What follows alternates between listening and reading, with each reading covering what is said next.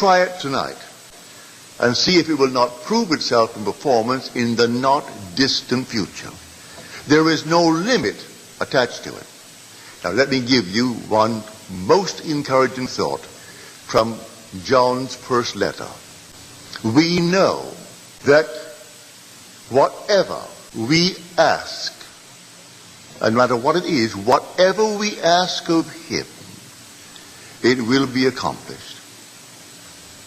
But who is the one of whom I ask? We know that no matter what it is in this world that we ask of him, it will be accomplished. You want it?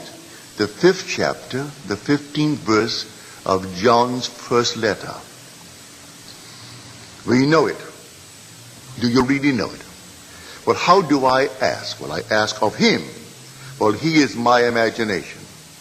I bring before my mind's eye a scene which would imply that I am the one that I want to be, or that my friend or others are as I would like them to be. I try to confine it within the framework of the golden rule, that is, doing unto others what I would love them to do unto me, and not to go outside of that rule. It's such an easy thing to practice.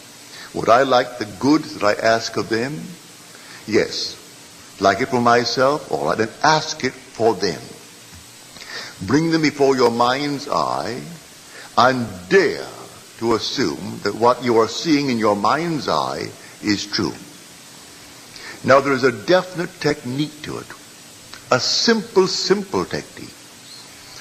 If I can share with you what I do, and it works, I bring them into my mind's eye and I work myself up into an emotional state. It's like a peculiar rhythm. I breathe in and breathe out and breathe in and breathe out, and suddenly I reach a certain point, and then one deep inhalation as though I'm setting it up in a time exposure before my own mind. I set it up and all of a sudden I have a deep inhalation and every pore of my being explodes. And then I do nothing beyond that. It's taking that scene and setting it up in a time explosion before the eternal event. And then I explode it and then let life develop it. And life develops it.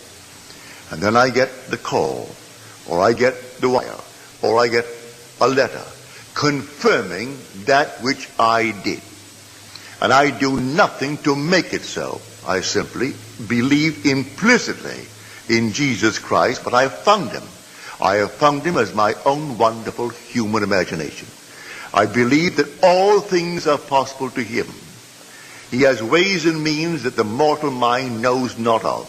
So I do not care if I do not see clearly how it could possibly be. It makes no difference to me.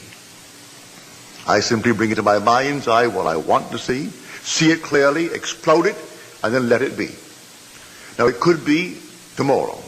It could be a month. It could be even years. I am not concerned. I have done it, and that's all that matters as far as I'm concerned. Everything has its own appointed hour.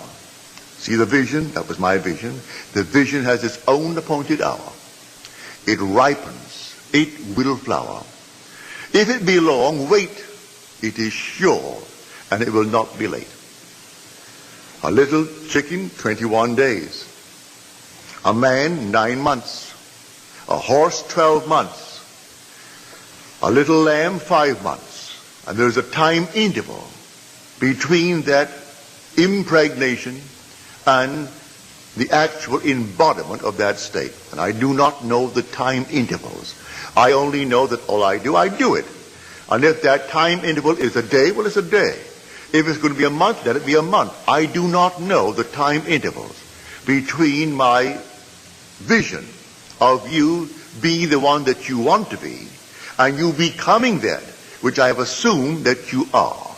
I do not know the time interval. But I tell you, it works. Now, before we go into the silence, let me once more try to explain this simple technique. You will have to practice it and use your own rhythm. You don't have to be in church to do it. You can be sitting here tonight. You can be at home listening to nice music. You can be simply relaxing with a drink. It doesn't matter what you're doing and where you are, but we want to do it.